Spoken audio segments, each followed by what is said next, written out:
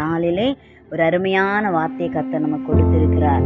ஏசாயா தீர்க்கதரிசியின் புத்தகம் 32வது அதிகாரம் 15வது வசனம். உன்னதத்திலிருந்து நம்மேல் ஆவி ஊற்றப்படும் மட்டும் அப்படியே இருக்கும். அப்பொழுது வனாந்தரம் செழிப்பான வயல்வெளி ஆகும். செழிப்பான வயல்வெளி காடாக எண்ணப்படும். ஹல்லேலூயா.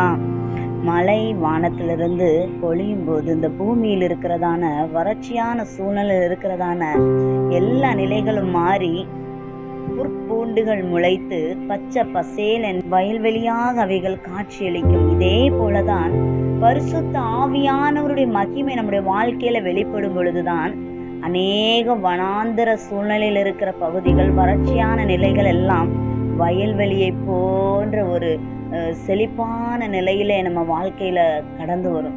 ஆகவே ஆவியிலே நிறைந்து நாம் செபிப்போம், உன்னத பலனை பெற்றுக்கொள்வோம். உங்களை ஆசீர்வதிப்பார்.